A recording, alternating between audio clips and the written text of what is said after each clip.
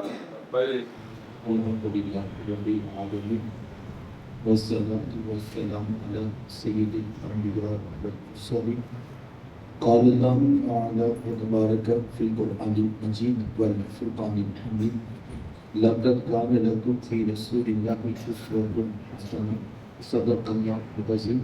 اللهم صل على سيدنا ومولانا محمد وعلى آل سيدنا ومولانا محمد مبارک وسلم. حمد و سلام کے بعد عزتوں کی مسند پر جلوہ فراز عالی مرتبہ زید خان محترم قبلہ علامہ صاحب زید مجدور علمہ عملہ عمرہ و شرفہ اور واجب احترام ذوی الاحتشام برادران اسلام، السلام علیکم ورحمۃ اللہ وبرکاتہ. وقفی کے بارے میں مجھے اور آپ کو حضور علیہ السلام کے ذکر جمیل کی سعادت حاصل ہو رہی ہے. بس ابھی مل کر بارگاہ عزت میں دعا گو ہوں کہ اللہ تعالیٰ میری اور آپ کی شرکت کا ایک ایک لمحہ قبول فرمائے اور قابل عمل باتوں کا توفیق عمل نصیب فرمائے. آپ جانتے ہیں کہ اللہ تعالیٰ نے حضور علیہ السلام کو بہت سارے اوصاف حمیدہ عطا کیے تھے. جملہ اوصاف نور میں ایک بڑا نمایاں وصف جو محبوب علیہ السلام کو عطا کیا گیا وہ یہ تھا کہ میرے حضور لوگوں کی قدر کیا کرتے، آنے والوں کو پیار، محبت اور عزت عطا کی جاتی. اور یہی وجہ تھی کہ اگر کوئی شخص ایک مرتبہ میرے حضور کی چوکھٹ پہ آ گیا تو پھر ہمیشہ کے لیے وہ اسی درِ دولت کا ہو کے رہتے. اس کے سگے ماں باپ بھی پاس کھڑے ہو کر پوچھتے ہیں کہ بیٹا آپ ہمارے ساتھ واپس نہیں چلیں گے؟ وہ نگاہیں نیچی کر کے ادب کے لہجے میں عرض کرتے ہیں آپ کا مقام و رتبہ، آپ کی شان و منزلت بھی اسی چوکھٹ سے ملی ہے، لیکن جو پیار حضور نے دیا ہے وہ اور کسی جگہ سے نصیب نہیں ہوگا. میرے حضور لوگوں کی قدر کیا کرو. کوئی الگ سے مسند اور سٹیج لگا کر بیٹھنا میرے حضور کے ساتھ نہیں کیا کرتے. جہاں سب لوگ بیٹھے ہوتے میرے حضور بھی ان کے ساتھ تشریف فرما ہو جائیں. اگرچہ ان کے لیے ممبر اور مسند بھی لگائی گئی ہے لیکن اس کی مقصدیت کچھ اور ہوا کرتی تھی. عموماً نجی محفل میں جہاں سب لوگ بیٹھے ہوتے میرے حضور بھی ان کے درمیان تشریف فرما ہو جائیں. بلکہ کسی نے صحابہ سے پوچھا کہ جب حضور تمہارے درمیان یوں گل مل کے بیٹھ جاتے تھے تو کوئی نیا شخص جب آتا تھا تو اسے کیسے پتہ لگتا تھا کہ ان اللہ کے رسول کون ہے؟ تو صحابہ نے کہا کہ یار یہ تو پوچھنے کی ضرورت بھی نہیں پڑتی تھی، حضور علیہ السلام کے گورے رنگ کی چمک بتا دیتی تھی یہ امام الانبیاء. الگ سے کوئی تشخص قائم کرنے کی حاجت نہیں تھی. میرے حضور لوگوں کے درمیان رہا کرتے، لوگوں سے مصافحہ کر لیا کرتے، لوگوں کے پاس بیٹھ جایا کرتے. بلکہ کسی نے صحابہ سے پوچھا کہ ایک صحابی سے پوچھا کہ تم لوگ حضور علیہ السلام سے مصافحہ بھی کر لیتے ہیں، یعنی تم نے ہاتھ بھی ملایا؟ تو سوال بتاتا ہے کہ جو پوچھنے والا ہے اس نے حضور کو نہیں دیکھا. تو کہا کہ تم لوگ حضور سے مصافحہ بھی کر لیتے ہیں؟ تو وہ صحابی ذوق میں آگے اور کہا کہ مصافحے کی بات کرتے ہیں. ایک دن میں کسی سفر پہ گیا ہوا تھا اور جیسے ہی میں گھر آیا تو میرے اہل خانہ نے مجھے بتایا کہ آپ سفر پر گئے تھے تو پیچھے حضور علیہ السلام ملاقات کے لیے آئے تھے اور آقا کریم علیہ السلام نے پوچھا آپ کا، تو میں نے بتایا کہ آپ تو سفر پر ہیں. تو حضور میں کہ جب وہ آئے تو ان کو کہیے گا میرے ساتھ ملاقات کرنا. تو فرماتے کہ جب میں گھر پہنچا تو میری گھر والی نے مجھے یہ بات بتائی تو میں وہیں سامان رکھا اور جلدی سے محبوب کی چوکھٹ پہ پہنچا. اور جیسے ہی میں داخل ہوا آقا کریم علیہ السلام سامنے تشریف فرما تھے. فرماتے حضور اپنی مسند سے اٹھے اور حضور علیہ السلام نے اپنی مبارک بازو کھول اور مجھے پکڑ کر اپنے سینے سے لگا دیا. پیارے بتانے والا بتا کیا رہا تھا؟ تم مصافحے کی بات کرتے ہو، ہم نے سونے محمد سے سینہ بھی ملایا، ہم نے اپنے رسول سے سینہ بھی ملایا. میرے رسول لوگوں کے درمیان رہا کرتے، لوگوں کو پیار، محبت، عزت دیا کرتے. صحابہ کسی سفر سے واپس پلٹ رہے تھے، ایک جگہ پر قیام کیا تو صحابہ نے عرض کی کہ حضور اگر آپ کی اجازت دے تو کوئی کھانے پینے کا بندوبست نہ کر لے، تو حضور میں کیوں نہیں، یہ بھی ہونا چاہیے۔ تو ایک صحابی عرض کرتے ہیں کہ حضور جانور کو ذبح کرنے کی ذمہ داری میں قبول کرتا ہوں۔ کسی نے کہا کہ کھانا میں بناؤں گا، تو کسی نے کہا کہ کھال میں اتاروں۔ اب صحابہ آپس میں کام بانٹنے لگے تو حضور فرمایا اچھا یارو یہ سارے کام تم کر لو، جنگل سے لکڑیاں میں محمد کاٹ کے لا سکتا۔ صحابہ اس کہتے حضور آپ تشریف فرما رہے ہیں، ہم سارے کام خود کریں گے۔ تو حضور فرماتے کہ بھائی مجھے تو یہ بات اچھی نہیں لگتی کہ میرے دوست کام کریں اور میں فارغ بیٹھا رہوں۔ پھر دو جہاں کے سردار آقا اٹھ کر تشریف لے جاتے ہیں اور جنگل میں جا کر اپنے نبوت والے ہاتھوں سے لکڑیاں کاٹ کر ان کا گٹھا باندھ کر اپنے سر انور پر رکھتے ہیں، اور جب واپس پلٹتے ہیں تو صحابہ اپنی آنکھوں سے دیکھتے ہیں کہ دو جہاں کے سردار آقا اپنے غلاموں کے پیار میں جنگل کی لکڑیاں بھی اٹھا کے لا رہے۔ میرے حضور لوگوں کے ساتھ پیار کیا کرتے، لوگوں کی مدد کرتے، کوئی حضور کو مدد کے لیے پکار لیا کرتا، میرے حضور خود آگے بڑھ کے اس کی مدد کرتے۔ شخصیت کا نام ہے حضرت معاذ بن جبل رضی اللہ عنہ۔ انہوں نے ایک جانور ذبح کیا اور اس کی کھال اتار رہے تھے، اور شاید کہ اتارنا نہیں آتی تھی اور مجبوراً اتارنا پڑ گیا۔ اور آپ جانتے ہیں کہ یہ ٹیکنیکل کام ہے، ہر شخص کو نہیں آتا ہوگا۔ ہمارے ہاں تو بڑی عید پر ہر کوئی کہہ رہا ہوتا ہے کہ بس یہ کھال تم اتروا دو، باقی سارا میں خود بنا لے، چونکہ یہ مشکل کام ہے۔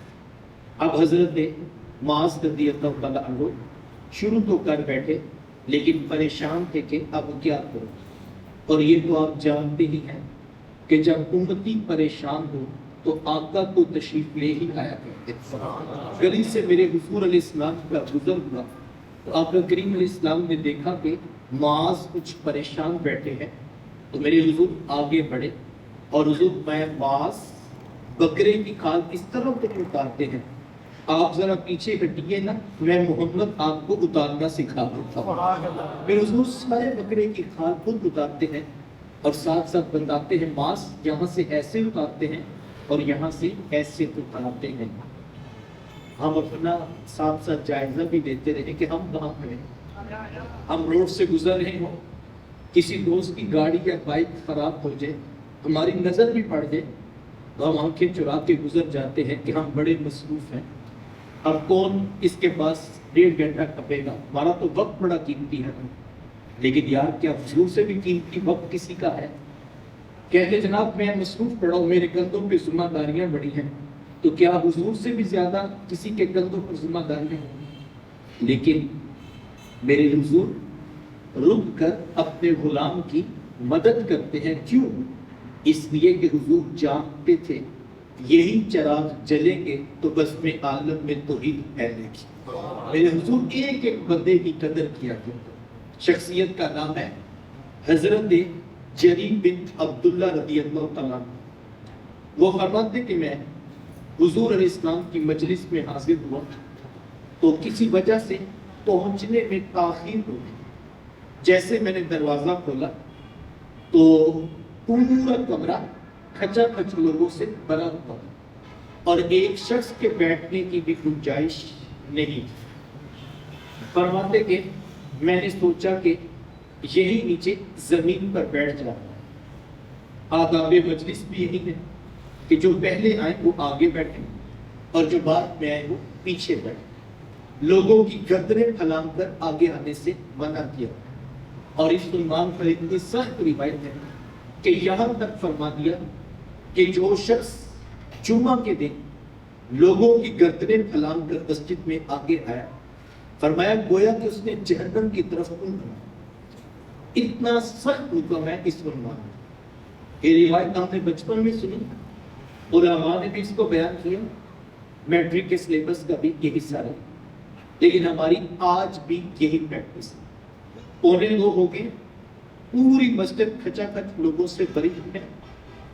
علامہ صاحب اب خطبہ مکمل کر کے جماعت کے لیے مصلی پہ آنا چاہتے ہیں، ایک شخص پیچھے سے پھلانگتا ہوا آتا ہے، آپ کے پہلے صف میں بیٹھ گیا۔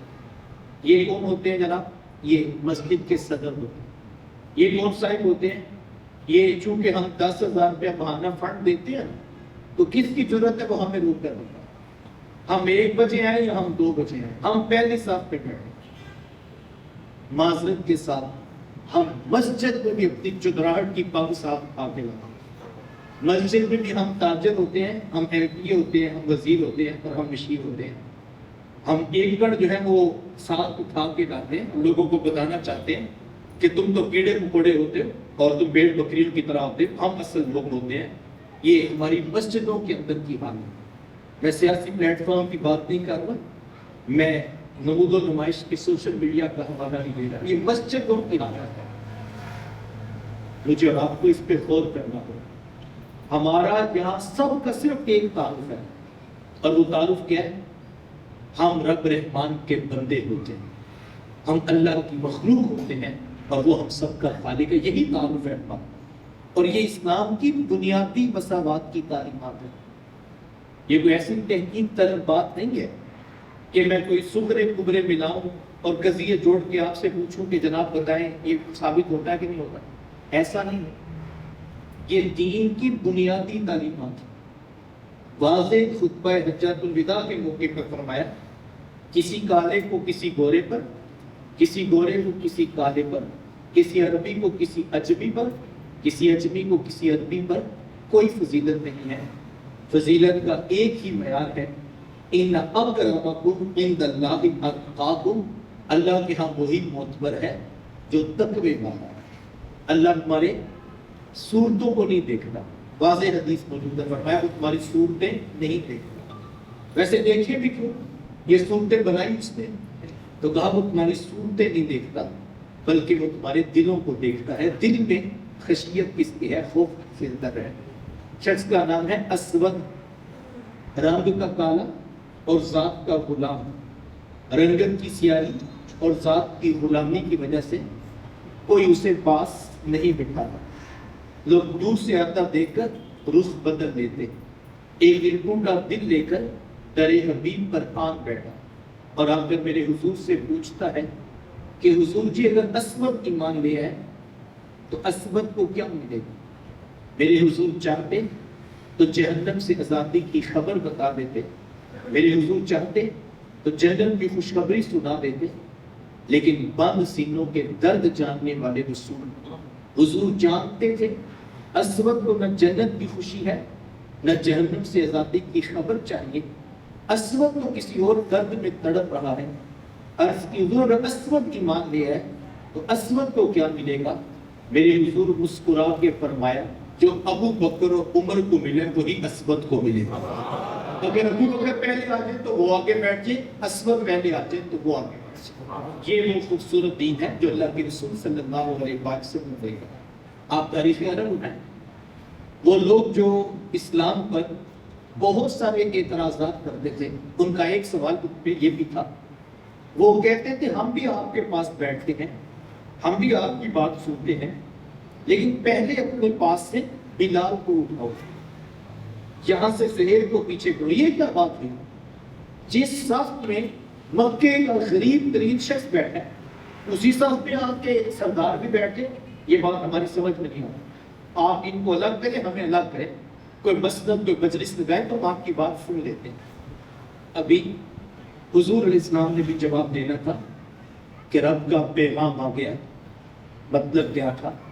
محبوب کوئی آتا ہے تو آئے، کوئی نہیں آتا تو نہ آئے، بلال آپ کے نیڑے لگ کے ہی بیٹھے، بلال کو یہاں سے نہیں اٹھانا، سہیل کو یہاں سے دور نہیں کرنا۔ رنگ کے کالے ہو سکتے ہیں، غلام ہو سکتے ہیں، یہ غریب ہو سکتے ہیں، لیکن محبوب ان کے سینوں میں آپ کا پیار موجود ہے۔ یہ وہ انداز ہے جو حضور علیہ السلام نے انسانیت کو عطا کیا ہے۔ مجھے اور آپ کو بھی اسی کو اختیار کرنے کی ضرورت ہے اور ہمیں اس کو اپنی بنیاد بنانا چاہیے۔ خیر بات لمبی نہ ہو جائے، وہ تو صحابی رسول تھے، آداب مجلس جانتے تھے۔ فرماتے جیسے میں داخل ہوا تو اندر بیٹھنے کی جگہ ہی نہیں تھی، تو فرماتے میں نے سوچا کہ یہی نیچے زمین پر بیٹھ جائے۔ فرماتے میں بیٹھنے ہی لگا تھا کہ میرے حضور کی نگاہ کرم مجھ پہ پڑ گئی اور آقا کریم علیہ السلام نے جلدی جلدی اپنے کندھوں سے چادر اتار کر میری طرف بڑھاتے ہوئے فرمایا جریر بن عبداللہ نیچے زمین پر نہ بیٹھنا، یہ چادر بچھا لو، اس کے اوپر بیٹھ جاؤ۔ اللہ اکبر۔ ہے کسی پیر صاحب کا حوصلہ کہ وہ اپنے کندھوں کی چادر آنے والے مرید کے قدموں کے نیچے بچھا دے؟ مریدوں کی چادریں تو آپ نے پیروں کے قدموں کے نیچے دیکھی ہیں، پیروں کا یہ ظرف اور یہ حوصلہ ہم نے نہیں دیکھا ہے۔ چادر پر بٹھانا تو بڑے دور کی بات ہے۔ یہ میں نے بات کسی جگہ پر بیان کی تو ایک نوجوان کہنے لگا آپ چادر بچھانے کی بات کرتے ہیں، میں لائن میں لگ کر مصافحہ کرنے کے لیے ایک صاحب کے لیے کھڑا تھا، جب میری باری آئی تو حضرت جس مخملی مسلح پہ کھڑے تھے بے احتیاطی میں سے میرا پاؤں اس مسلح پہ تھوڑا سا آ گیا تو مجھے کسی نے دھکا دیا اور کہا اس طرح فیض نہیں ملتا۔ کون سا فیض ہوتا ہے یہ پتہ نہیں، انہوں نے خود ہی کھڑا ہوا ہے۔ میں جن کی بات سنا رہا ہوں کسی پیر کی بات نہیں ہے، میں جن کی بات سنا رہا ہوں جانتے ہیں وہ کون ہے؟ حضور والا وہ ہیں کہ جن کے پیچھے ایک نہیں، دو نہیں، تین نہیں، 1.25 لاکھ کے قریب نبی ہاتھ باندھ کے کھڑے ہیں۔ اور چادر وہ ہے کہ جس کے تذکرے رب خود قرآن میں کر رہا، اور محبوب اتنے قریب ہیں کہ وہی چادر آنے والے کے قدموں کے نیچے بچھا رہا۔ اچھا مجھے بتائیے گا یہ عزت، یہ تقریب، یہ پروٹوکول کس کو ملا ہے؟ اتنا پروٹوکول کس کو ملا؟ جو مجمع میں کچھ تاخیر سے آیا ہے۔ مجھے بتائیے جو وقت سے پہلے آ کے بیٹھے ہوں گے ان سے پیار کا عالم کیا ہوگا؟ اللہ اکبر۔ تو میں کہنا چاہوں گا جناب یہ غلط فہمی ہوگی ہے، یہ حضور علیہ السلام کا دین ہمیں سکھا۔ کیا طریقہ تھا، کیا انداز تھا؟ اپنے قدموں کی چادر آنے والے کے قدموں کے نیچے بچھائے۔ میرا رویہ کیا ہے، میرا انداز کیا ہے؟ آج اگر کوئی میری تقریر میں لیٹ آئے تو میں تو اسپیکر میں اس کو رسوا کر دیتا ہوں کہ تم اب چاول کھانے کے ٹائم آ گئے ہو، تم اب لنگر لینے کے لیے آئے ہو۔ میں کہنا چاہوں گا کہ حضور والا غلط فہمی بھی ہے، لوگ چاول کھانے کے لیے نہیں آتے، لوگ لنگر کے شاپر اکٹھے کرنے کے لیے نہیں آتے، لوگ سونے محمد کی میٹھی باتیں سننے کے لیے آتے ہیں، لوگ ان کا دین سیکھنے کے لیے آتے ہیں۔ حضرت آپ کو غلط فہمی بھی ہے کہ آپ سمجھے کہ میرا گلا بڑا چلتا ہے، میری سر بڑی لمبی ہے تو شاید لوگ اس وجہ سے ہیں، آپ کو غلط فہمی بھی ہے، وہ سادے لوگ ہیں، بڑے بڑے سریلے گلیوں میں دھکے کھاتے پھرتے ہیں، لوگ آپ کا رات 1 بجے بھی انتظار کر رہے ہیں۔ تو کیا وجہ ہے؟ صرف ایک وجہ ہے، آپ کے لبوں پہ سونے محمد کا نام ہے، لوگ اس نام پہ بکے ہوئے ہیں، لوگ اس نام پہ بٹے ہوئے ہیں اور اسی محبت میں آ رہے ہیں۔ اور آپ کو غلط فہمی ہوگی کہ میں پڑھا دی کون سی دنیا کی مخلوق ہوتی ہوں، تو میں اسی دنیا کا ہوتا ہوں۔ جو میرے سامنے بیٹھتے ہیں وہ بھی رسول اللہ کی امتی ہوتے ہیں، ان کو عزت اور تکریم دینا یہ میرے حضور کا دین مجھے سکھاتا ہے۔ اللہ اکبر۔ حضور علیہ السلام کا یہی انداز کریمانہ تھا۔ میرے حضور لوگوں کو عزت دیا، لوگوں کے معاملات میں آسانی پیدا کر، گنجائش اور وسعت کے ساتھ حضور آگے بڑھا کر لوگوں کو ساتھ لے کر چلا۔ دوران معاملات کسی سے کوئی غلطی ہو جاتی تو میرے حضور اس کو معاف کر دیا۔ شخصیت کا نام ہے حضرت بلال حبشی رضی اللہ تعالیٰ۔ غزوہ خیبر سے غالباً واپس پلٹ رہے، ایک جگہ پر قیام کیا تو عرض کی کہ حضور اگر آپ کی اجازت دے تو آج رات ہم یہیں پہ رکنا چاہتے ہیں۔ تو حضور میں کہ قیام کر لو لیکن کسی شخص کی ڈیوٹی لگا دو، وہ تم سب کو فجر کے لیے اٹھا دو۔ حضرت بلال حبشی رضی اللہ تعالیٰ عنہ نے سوچا کہ میں یہ سعادت حاصل کرتا ہوں اور عرض کی حضور میں سب کو اٹھانے کی ذمہ داری لوں گا۔ سب سے آبا مطمئن ہو کے لیٹ گئے کہ بلال صبح سب کو اٹھا دیں۔ اور آپ جانتے ہیں جب بندہ تھکا ہوتا ہے تو نیند خوب گہری آتی ہے، اور اگر کوئی اٹھانے کی بھی ذمہ داری لے لے تو انسان مطمئن بھی ہوتا ہے۔ اب حال کے مطمئن تھا کہ بلال جاگ رہے اور اٹھا دیں۔ حضرت بلال حبشی رضی اللہ تعالیٰ عنہ نے سوچا اگر میں بھی لیٹ گیا تو کہیں میری آنکھ نہ لگتی، چلو لیٹنا کیا ہے، محبوب کے قریب مصلی بچھا کے نفل ادا۔ ساری بات نفل پڑھنے میں گزر. میں جب بھی یہاں تک بات سناتا ہوں میرے ذہن میں خیال آتا ہے کہ یار وہ کیسی خوبصورت رات ہو, سارے صحابہ سو رہے ہیں اور حضرت بلال نے حضور کے قریب صلی اللہ علیہ وسلم کیسے نفل ہوں گے, کیا لطف ہوگا. یا ریاض الجنہ میں نفل پڑے ہو تو لطف بھولتا نہیں, صبح کے چبوترے پہ موقع ملا ہو تو بندہ ساری زندگی کیفیت بھولتا نہیں. ان کے قدمین شریف والی سائڈ پہ باہر اگر چھتڑیوں کے نیچے پڑے ہوں تو اس کی کیفیت الگ ہوتی ہے, لیکن کیا کیفیت ہوگی. سب سو رہے ہیں اور حضور بھی آرام کر رہے ہیں اور حضرت بلال نے قریب کو سلام چھاڑا. میں کہتا ہوں ایک ہی پیکج میں کتنے لطف آ رہے ہیں, چوکیدارے کا ثواب بھی مل رہا ہے, رب کی عبادت بھی ہو رہی ہے, سونے محمد کی زیارت بھی ہو رہی ہے, ساری رات اسی کیفیت میں. 2 نفل پڑھتے ہوں گے, سلام دیکھتے ہوں گے, خیال آتا ہوگا ذرا سب کو دیکھ لیتا ہوں, تکبیر لگانے لگتے ہوں گے, خیال آتا ہوگا ایک بار محبوب کو بھی دیکھ لیتا ہوں. صحابہ کی نماز ویسے ایک صحابی بڑے اہتمام سے آ کے پہلی صف میں نماز پڑھتے, تو کسی نے کہا کہ بڑے اہتمام سے آ کے پہلی صف میں نماز پڑھتے اس لیے کہ اس میں ثواب زیادہ ہے. اور آپ جانتے ہیں حدیث موجود ہے, اور میں اگر تمہیں پتہ چل جائے کہ پہلی صف میں اجر و ثواب کتنا ہے تو تم آپس میں اختلاف کرو اور پورا اندازی پہ مسئلہ حل ہو کہ جس کی پرچی نکلے گی وہ پہلی صف میں کھڑا ہو. اس قدر ثواب اور اجر پہلی صف پہ رکھا. تو کہا اسی لیے نا کہ ثواب زیادہ ہوتا ہے. تو صحابی نے جواب بڑا خوبصورت دیا, کہا ثواب تو ہوتا ہی ہوتا ہے, لیکن میں پہلی صف میں اس لیے اہتمام سے کھڑا ہوتا تھا کہ میں نماز بھی پڑھتا رہتا تھا, چوری چوری رخ محبوب کی زیارت بھی کرتا تھا. ہمیں تو یہی نماز صحابہ کی نظر آتی ہے. بلکہ کسی نے صحابہ سے پوچھا کہ فجر, مغرب اور عشاء ان 3 جہری نمازوں میں تو حضور اونچی قرات کرتے ہی تھے, کیا ظہر اور عصر میں بھی حضور قرات کرتے تھے؟ چونکہ آواز تو نہیں آتی, تو یہ بھی تو ہو سکتا ہے, ایک آپشن یہ بھی تو ہے کہ حضور بھی قرات نہ کرتے ہوں. تو صحابہ نے پورے اعتماد سے کہا نہیں, حضور علیہ السلام قرات کرتے تھے. تو کہا تمہیں کیسے پتا, تم تو پیچھے ہوتے تھے.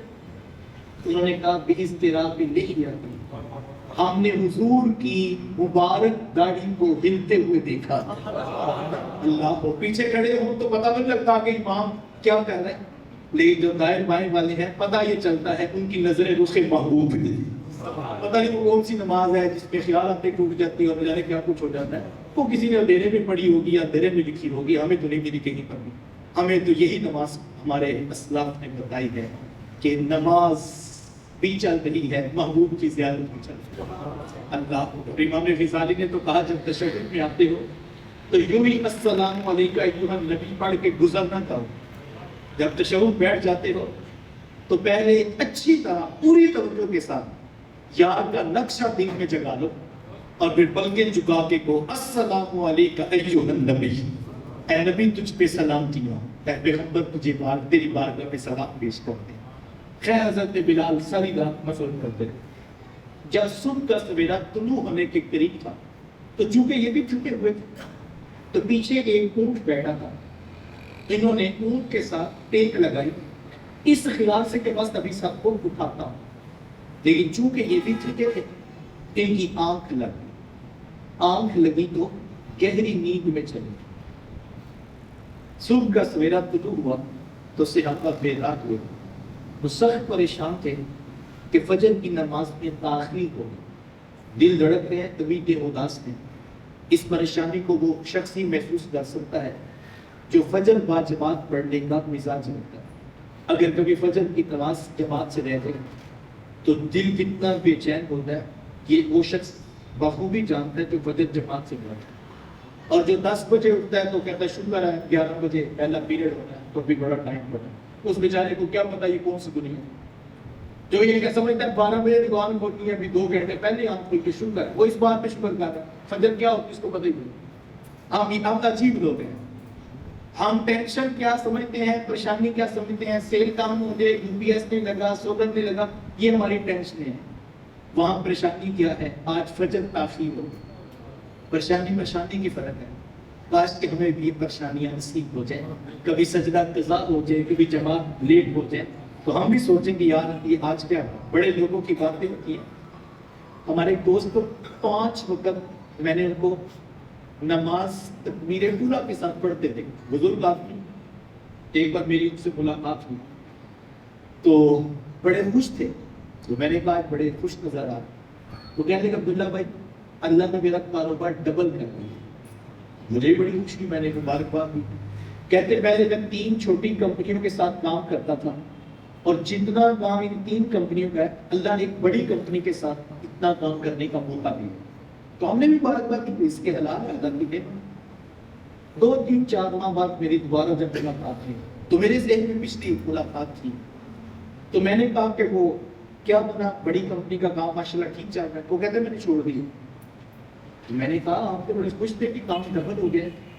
کہتے ہم کام تو اچھا تھا، پروفٹ بھی خوب بچتا، لیکن آپ تو جانتے ہیں کہ میں پہلی صف پہ تکبیر اولیٰ کے ساتھ نماز پڑھتا ہوں.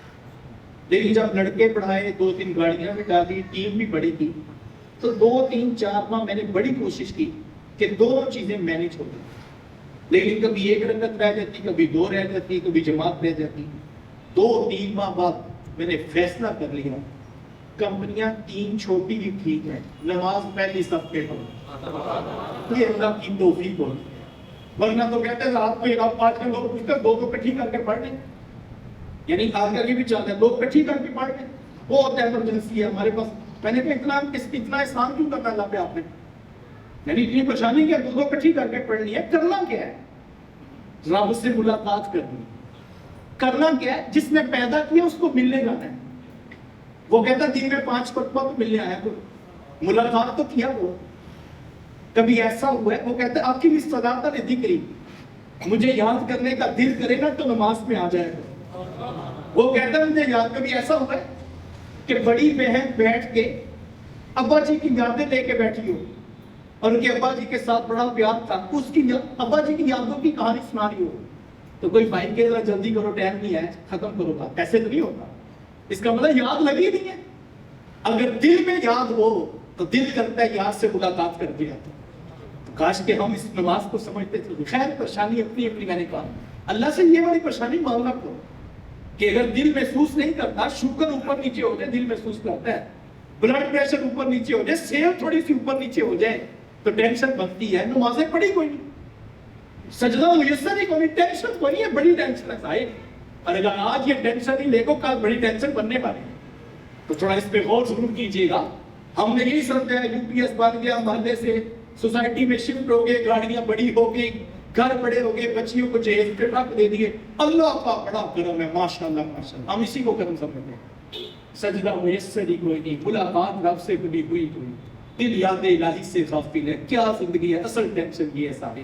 خیر وہ تو صحابہ رسول کی نماز تھی. دل پریشان، طبیعت اداس. اتنے میں کوئی شخص آیا اور آپ کہا بلال اللہ کے رسول آپ کو بلا رہے ہیں.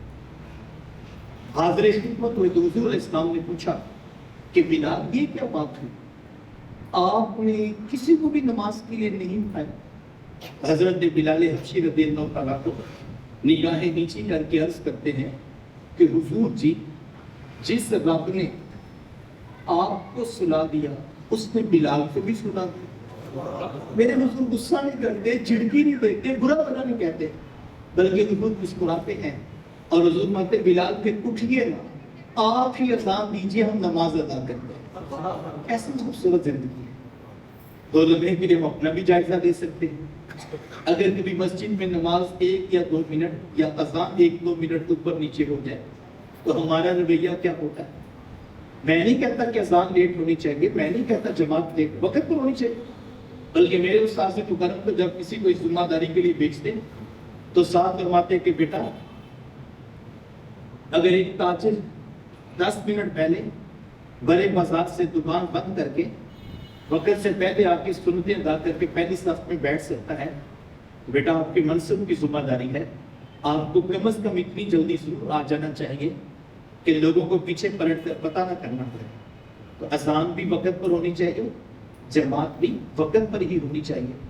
لیکن حضور والا جس شخص نے اپنے آپ کو اس ذمہ داری کے لیے پیش کیا ہے، آخر وہ بھی انسان ہی ہے، کبھی آنکھ لگ ہی جاتی ہے، کبھی بندہ تھکا ہی ہوتا ہے، کیا اس وقت ہم بھی اتنی گنجائش رکھتے ہیں کہ ہم مسکرا کے کہیں کہ لگتا ہے آج کوئی پریشانی بنی ہے، چلو ہم ہی میں سے کوئی بندہ سعادت امامت حاصل کر لیتا ہے اور آج مسلمانوں کا امام وہ بن جاتا ہے، لیکن شاید کبھی ہم نے اتنا سفر نہیں کیا ہے۔ میری آخری بات پر میں اجازت چاہوں گا، صحابی کا نام ہے حضرت معاویہ بن حکم رضی اللہ تعالیٰ عنہ۔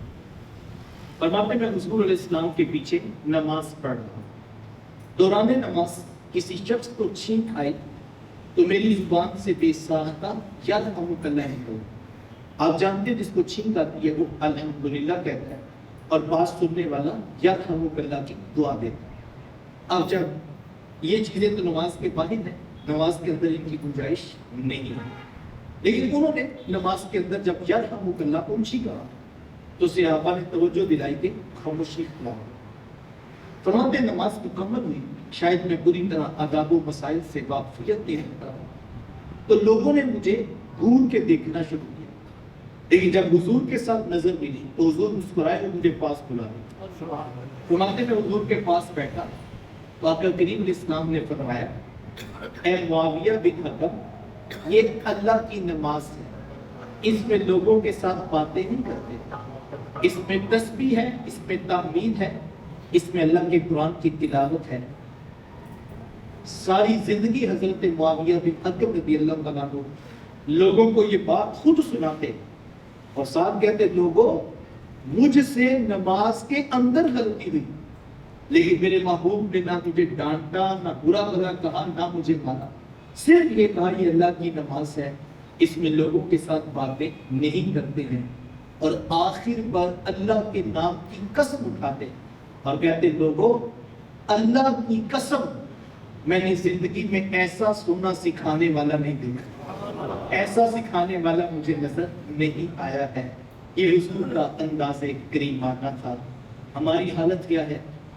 یہ بھی گزشتہ ماہ میں نے کسی جگہ پہ درس دیا تو مغرب کے بعد اسی طرح ہال میں درس تھا تو عشاء کی نماز، گرمی کی شدت تھی تو دوستوں نے کہا کہ باہر کی اہتمام کیا گیا، تو ہم نماز پڑھ رہے تھے تو اندر والا ہال خالی ہو گیا، تو چھوٹے چھوٹے بچے جو محفل سننے کے لیے آئے تھے ان کا بھی ضبط کا پیمانہ ختم ہوا اور ان کو موقع ملا، ہال کھلا تھا تو وہ اندر شاید دوڑ لگاتے رہے یا کیا کرتے رہے، ہماری توجہ تو نہ گئی، لیکن جیسے نماز مکمل ہوئی تو قاری صاحب نے سلام پھیرتے ہی نہ کوئی تسبیح نہ کوئی استغفار کا کلمہ، کالر مائک انہوں نے لگایا تھا، اونچی آواز میں آوازیں، جیسے سلام پھیرا تو آواز آئی، اینا سارے بار کاٹ دے ہو، سارے کی نماز خراب کر دی۔ تو میں نے سوچا حضور والا 2 لمحے سوچ لیجئے، آج کڈنے بہت سوچے، کل لے آنے بہت ہوچے، کل یہ گرانا کیجیے گا، آتے نہیں ہیں، جو آئے ہیں ان کی قدر کر لیجئے، آج نکالتے وقت خیال کر لیجئے۔ میں نہیں کہتا بچوں کو نہ سمجھائیں، ضرور سمجھائیں، لیکن ماں کے پیٹ سے کوئی بھی سیکھ کے نہیں آتا، ذرا کمپیریزن بھی کیا جا سکتا، ویسے بنتا نہیں، ان کی کرم نوازیاں تو ان کی کرم نوازیاں۔ وہاں کیا ہے؟ صحابی رسول ہے، نماز گنتی ہے نبیوں کے امام کی امامت، مسجد گنتی ہے مسجد نبوی، اور غلطی کس سے ہوئی ہے؟ بڑے شخص سے، کب ہوئی ہے؟ نماز کے اندر۔ اور یہاں پر کیا چھوٹے بچے جن پہ شریعت کا بھی کوئی حکم لگنا، اللہ کے گھر میں آئے ہیں، یہ حدیث ہم بیان کرتے ہیں نا کہ حضور منبر پر تشریف فرما تھے، خطبہ چل رہا تھا، حسنین کریمین رضی اللہ تعالیٰ عنہ چھوٹی عمر توڑتے ہوئے مسجد میں داخل ہوئے، کبھی گرتے ہیں تو کبھی اٹھتے ہیں، میرے حضور سے بچے گرتے دیکھے نہ گئے، میرے حضور منبر چھوڑ کے جا کے ان کو اٹھا لیا۔ صحابہ بولتے ہیں حضور علیہ السلام کے پیچھے نماز پڑھ رہے تھے، اتنا خوبصورت حضور کا لہجہ تھا، ہوتا بھی کیوں نہ، وہ نبیوں کے امام محبوب خدا، اچھی قرات والا اگر مغرب کی نماز پڑھا رہا ہو اس کا لطف پڑھا ہو۔ کہ لوگ عمرہ کرنے جاتے ہیں تو ایک حافظ صاحب مجھے آ کے سناتے بات، کہتے ہر عبادت کا اپنا مزہ، وہاں کی تو ہوائیں انسان کو اپنے اندر ایک روحانیت اترتا ہوا محسوس کرتا ہے انسان، کہتے لیکن جو مغرب کی نماز ہوتی تھی تو کہتے میں چونکہ حافظ قرآن تھا تو جب قاری صاحب کی آواز آتی تو جیسے بدن بال ہی وہ کرتے تو میرا دل کرتا تھا کہ اب قاری صاحب کوئی لمبی سورت شروع کریں، تو جب کبھی عبداللہ بھائی انہوں نے چھوٹی سورت شروع کرنی نا تو میرا دل گھٹ جانا کہ یہ تو 4 آیتیں پڑھیں گے اور رکوع میں چلے جائیں گے، کاش یہ لمبی سورت پڑھتے۔ یار 14 صدیوں کے بعد ان کی مسجد میں کوئی عربی و نثر قاری پڑھائے تو پیچھے والوں کا ترجمہ معنی نہ بھی آتا ہو تو دل کرتا ہے کوئی لمبی سورت پڑھے۔ تو جب حضور پڑھاتے ہوں گے پھر دل کیا کرتا ہو؟ اللہ اکبر۔ تو صحابہ کرتے لطف پڑھا رہا تھا اور دل کرتا تھا قرات لمبی ہوگی ہے، لیکن آقا کریم علیہ السلام نے مختصر قرات دی اور نماز ختم کر دی۔ تو ہم سے بھی رہا نہ گیا تو ہم نے پوچھ لیا ہے بندہ نماز بڑا لطف آ رہا تھا نماز میں، لیکن آپ نے اچانک قرات کو مختصر کر دیا۔ تو حضور فرمایا کہ میرا جی بھی کر رہا تھا کہ میں قرات لمبی کروں، لیکن مجھے کسی بچے کے رونے کی آواز آ گئی اور میں نے جلدی جلدی نماز کو مکمل کر دیا تاکہ ماں کا دل بے چین ہے، ماں جلدی سے اپنے بچے کو اٹھا۔ یہ حضور کا دین ہے صاحبو، گنجائش پیدا کیجئے، محبت پیدا کیجئے، الفت پیدا کیجئے، سلو کر لینے کا حوصلہ، معاف کر دینے کی عادت، جوڑنے کا مزاج پیدا کیجئے۔ بس ابھی میں کل بارگاہ ایزدی میں دعا گو ہوں، اللہ مجھے آپ کو توفیق دے کر نصیب فرمائے۔ میں اپنے منتظمین دوستوں کا، علامہ صاحبان کا اور شرکائے مجلس کا شکریہ ادا کرتا ہوں جنہوں نے اس وقت میں بھی اتنے لوگوں کو دعوت دے کر جمع کیا۔ اللہ سب کو جزائے جزیل عطا فرمائے۔ دو دعوتیں پیش کر کے میں آپ سے اجازت چاہوں گا۔ ایک تو آپ کے علم میں ہے کہ انشاءاللہ العزیز 2 نومبر روز اتوار صبح 10 بجے تک نماز عصر تک مرکز مصطفیٰ گجرانوالہ میں ہمارا سالانہ مصطفی اجتماع منعقد ہو رہا ہے، جس میں خصوصی خطاب میرے استاد محترم علامہ مولانا محمد پیر زادہ رضا ثاقب مصطفی صاحب ارشاد فرمائیں گے۔ میں آپ سب دوستوں کو دعوت پیش کرتا ہوں بحمدہ تعالیٰ پوری لاہور ڈویژن میں قصور منڈیاں بتوکی سے لے کے شاہدرہ راویہ اور مرید کے تک ہمارے دوستوں نے فری ٹرانسپورٹ کا بندوبست کیا ہے۔ اگر آپ ایک نمبر نوٹ کر لیں گے تو اس کا فائدہ یہ ہوگا کہ آپ کو ہمارے دوست رابطہ کر کے اپنا نام لکھوا دیں گے۔ بسوں کے قافلے جب بن رہے ہوتے ہیں تو اس کو نظم و ضبط میں لے کر چلنا تھوڑا سا مشکل ہو جاتا ہے۔ ہمارے عابد بھائی آپ ان کا نمبر نوٹ کر لیں گے تو جو دوست جانا چاہتے ہیں وہ بر وقت اطلاع کر دیں گے تو اس سے مینیج کرنا آسان ہو جاتا ہے۔ آپ نمبر نوٹ دیجیے گا 0307 56 52 784 0307 5652 784 0307 56 52 784۔ آپ اپنا